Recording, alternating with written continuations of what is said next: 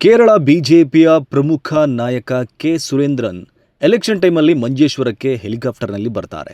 ಭರ್ಜರಿ road show ಮಾಡ್ತಾರೆ. ಕರ್ನಾಟಕದ ಬಿಜೆಪಿ ನಾಯಕರು ಮಂಜೇಶ್ವರದಲ್ಲಿ ಠಿಕಾಣಿ ಹೂಡಿ ದ್ವೇಷ ಭಾಷಣ ಮಾಡಿ ಸುರೇಂದ್ರನ್ ಪರ ಪ್ರಚಾರ ಮಾಡ್ತಾರೆ. ಇನ್ನೇನು ಬಿಜೆಪಿ ಗೆದ್ದೇ ಬಿಟ್ಟಿತ್ತು ಎಂಬಂತೆ ವಾತಾವರಣ ಸೃಷ್ಟಿಸ್ತಾರೆ. ಆದರೆ ರಿಸಲ್ಟ್ ಬಂದಾಗ ಸುರೇಂದ್ರನ್ ಅವರಿಗೆ ಸೋಲಾಗಿರುತ್ತೆ.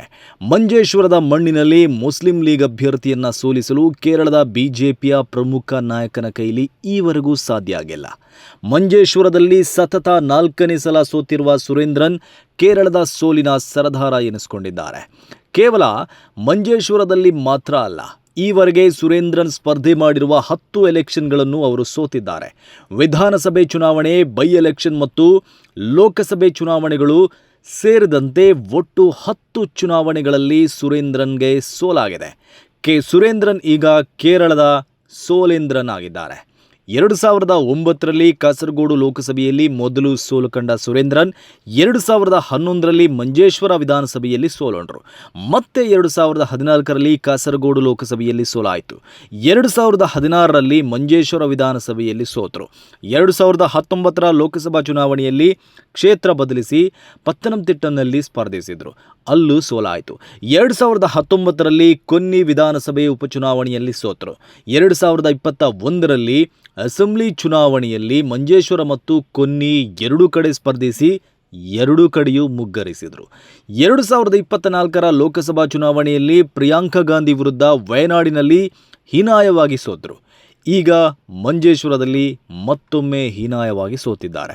ಚುನಾವಣಾ ರಾಜಕಾರಣದಲ್ಲಿ ಗೆಲುವಿನ ದಾಖಲೆ ಬರೆದಿರುವವರನ್ನ ನಾವು ನೋಡಿದ್ದೇವೆ. 10-11 ಸಲ ಲೋಕಸಭಾ ಸದಸ್ಯರಾದವರಿದ್ದಾರೆ. 11 ಸಲ 13 ಸಲ ಶಾಸಕರಾದವರಿದ್ದಾರೆ. ಆದರೆ ಸುರೇಂದ್ರನ್ ಸತತ 10 ಸಲ ಸೋಲೋ ಮೂಲಕ ಕೇರಳದ ಬಿಜೆಪಿ ಕಾರ್ಯಕರ್ತರಿಗೆ ಜಿಗುಪ್ಸೆ ತಂದಿಟ್ಟಿದ್ದಾರೆ. ಈ ಸಲ ಅಂತೂ ಮಂಜೇಶ್ವರದಲ್ಲಿ ಸುರೇಂದ್ರನ್ ಹೀನಾಯ ಸೋಲಾಗಿದೆ. 2011ರಲ್ಲಿ ಮೊದಲ ಸಲ ಮಂಜೇಶ್ವರದಲ್ಲಿ ಬಿಜೆಪಿ ಅಭ್ಯರ್ಥಿಯಾಗಿದ್ದ ಸುರೇಂದ್ರನ್ 5828 ಮತಗಳ ಅಂತರದಿಂದ ಸೋತಿದ್ರು. 2016ರಲ್ಲಿ ಕೇವಲ 89 ಮತಗಳ ಅಂತರದಿಂದ ಸೋತಿದ್ರು. ಹಾಗಾಗಿ 2021ರ ಚುನಾವಣೆಯಲ್ಲಿ ಅವರಿಗೆ ಗೆಲುವಿನ ಭರವಸೆ ಮೂಡಿತ್ತು. ಆ ಕಾರಣಕ್ಕೆ ಮಂಜೇಶ್ವರದಲ್ಲಿ ಹವಾ ಎಬ್ಬಿಸಲು ಹೆಲಿಕಾಪ್ಟರ್ನಲ್ಲಿ ಹಾರಿ ಬಂದು ನಾಮಪತ್ರ ಸಲ್ಲಿಸಿದರು. ಆದರೆ ಫಲಿತಾಂಶ ಬಂದಾಗ ಮುಸ್ಲಿಂ ಲೀಗ್ ಅಭ್ಯರ್ಥಿ AKM ಅಶ್ರಫ್ ವಿರುದ್ಧ 845 ಮತಗಳ ಅಲ್ಪ ಅಂತರದಿಂದ ಸೋತಿದ್ರು. ಅಲ್ಲಿ ಅಲ್ಪ ಮತಗಳ ಅಂತರದಿಂದ ಉಂಟಾಗ್ತಿರುವ ಸೋಲನ್ನು ತಪ್ಪಿಸಿ ಗೆಲುವಿನ ಗುರಿ ಮುಟ್ಟಲು ಈ ಸಲ ಬಿಜೆಪಿ ಹೆಚ್ಚಿನ ಶ್ರಮ ಹಾಕಿತ್ತು.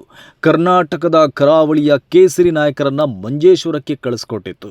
ಶಾಸಕ ಭರತ್ ಶೆಟ್ಟಿ, ಮಾಜಿ ಸಂಸದ ನಳಿನ್ ಕುಮಾರ್ ಕಟೀಲ್, ಕೇಂದ್ರ ಸಚಿವೆ ಶೋಭಾ ಕರಂದ್ಲಾಜೆ ಸೇರಿದಂತೆ ದಕ್ಷಿಣ ಕನ್ನಡ ಜಿಲ್ಲೆಯ ಬಿಜೆಪಿಯ ಪ್ರಮುಖರು ಮಂಜೇಶ್ವರ ಕ್ಷೇತ್ರದಲ್ಲಿ ಮೊಕ್ಕಾಂ ಹೂಡಿ ಸುರೇಂದ್ರನ್ನ ಗೆಲ್ಲಿಸಲು ಪಣ ತೊಟ್ಟಿದ್ರು.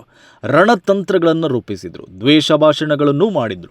ಇನ್ನೇನು ಮಂಗಳೂರಿನ ಬಿಜೆಪಿ ನಾಯಕರು ಸುರೇಂದ್ರನ್ ಅವರನ್ನು ಗೆಲ್ಲಿಸ್ತಾರೆ ಅಂತ ಅವರು ಹಿಂಬಾಲಕರು ಪ್ರಚಾರ ಶುರು ಮಾಡಿದ್ರು.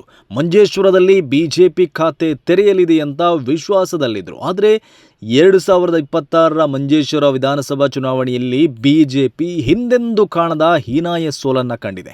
ಕಳೆದ 2 ಚುನಾವಣೆಗಳಲ್ಲಿ 89 ಮತಗಳು 800 ಮತಗಳ ಅಂತರದಲ್ಲಿದ್ದ ಬಿಜೆಪಿ ಸೋಲು ಈ ಸಲ 30,000ದವರೆಗೆ ಹೋಗಿದೆ. UDF ಕೂಟದ ಮುಸ್ಲಿಂ ಲೀಗ್ ಅಭ್ಯರ್ಥಿ AKM ಅಶ್ರಫ್ ಅವರು ಸುರೇಂದ್ರನ್ ವಿರುದ್ಧ 29,252 ಮತಗಳ ಅಂತರದಿಂದ ಗೆಲುವು ಸಾಧಿಸಿದ್ದಾರೆ. ಈ ಸಲ ಮಂಜೇಶ್ವರದಲ್ಲಿ ಬಿಜೆಪಿಗೆ 1.5% ಮತಗಳು ಕಡಿಮೆಯಾಗಿದೆ. UDFಗೆ 13.5% ಮತಗಳು ಹೆಚ್ಚಾಗಿದೆ. CPM ಅಭ್ಯರ್ಥಿಗೆ 12% ಮತಗಳು ಕಡಿಮೆ ಬಿದ್ದಿದೆ. ಬಿಜೆಪಿ ಮತ್ತು ಎಡಪಕ್ಷಗಳಿಂದ ಜಾರಿರುವ ಈ 13.5% ಮತಗಳನ್ನು ಮುಸ್ಲಿಂ ಲೀಗ್ ಅಭ್ಯರ್ಥಿ ಬಾಚಿಕೊಂಡು ಭರ್ಜರಿ ಗೆಲುವು ಕಂಡಿದ್ದಾರೆ. ಮಂಜೇಶ್ವರದ ಈ ಫಲಿತಾಂಶಕ್ಕೆ ಎಡಪಕ್ಷಗಳ ಹೊಂದಾಣಿಕೆ ರಾಜಕೀಯ ಪ್ರಮುಖ ಕಾರಣ ಅಂತ ಹೇಳಲಾಗ್ತಾ ಇದೆ. ಅಲ್ಲದೆ ಚುನಾವಣೆ ಹೊಸ್ತಿಲಿನಲ್ಲಿ ಕುಂಬಳೆ ಬಳಿ ರಾಷ್ಟ್ರೀಯ ಹೆದ್ದಾರಿಯಲ್ಲಿ ನಿರ್ಮಿಸಿದ್ದ ಟೋಲ್ ವಿರುದ್ಧ ಶಾಸಕ AKM ಅಶ್ರಫ್ ಹೋರಾಡಿದ್ದು ಕೂಡ ಅವರು ಚುನಾವಣೆಯಲ್ಲಿ ಲಾಭ ತಂದು ಕೊಟ್ಟಿದೆ ಎಂದು ವಿಶ್ಲೇಷಣೆ ಮಾಡಲಾಗ್ತಾ ಇದೆ. ಕೋಮುವಾದಿ ಬಿಜೆಪಿ ವಿರುದ್ಧ ಜಾತ್ಯತೀತ UDF ಮತ್ತು ಎಡಪಕ್ಷಗಳು ಒಂದಾದ ಕಾರಣಕ್ಕೆ ಮಂಜೇಶ್ವರದ ಈ ಫಲಿತಾಂಶ ಬಂದಿದೆ. ಈ ಸಲ ಕೇರಳದಲ್ಲಿ ಬಿಜೆಪಿ 3 ಕ್ಷೇತ್ರಗಳನ್ನು ಗೆದ್ದಿದ್ದು ಅದಕ್ಕೆ UDF ಮತ್ತು LDF ನಡುವಿನ ಮತ ವಿಭಜನೆಯೇ ಕಾರಣ. ಆ 3 ಕ್ಷೇತ್ರಗಳಲ್ಲಿ UDF ಮತ್ತು LDF ಹೊಂದಾಣಿಕೆಯಿಂದ ಚುನಾವಣೆ ನಡೆಸಿದಿದ್ರೆ ಮಂಜೇಶ್ವರ ಮಾದರಿಯಲ್ಲಿ ಆ 3 ಕ್ಷೇತ್ರಗಳನ್ನು BJP ಸೋಲ್ತಾ ಇತ್ತು. ಮಂಜೇಶ್ವರದಲ್ಲಿ ಸುರೇಂದ್ರ ಅವರನ್ನು ಸೋಲಿಸಿದ ರೀತಿಯಲ್ಲೇ ಆ 3 ಕ್ಷೇತ್ರಗಳಲ್ಲಿ BJPಯನ್ನು ಸೋಲಿಸಲು ಜಾತ್ಯತೀತ ಶಕ್ತಿಗಳಿಗೆ ಸಾಧ್ಯವಾಗ್ತಿತ್ತು ಅನ್ನೋದನ್ನು ಕೇರಳದ ಗಡಿಯಲ್ಲಿರುವ ಮಂಜೇಶ್ವರ ವಿಧಾನಸಭಾ ಚುನಾವಣೆ ತೋರಿಸ್ಕೊಟ್ಟಿದೆ.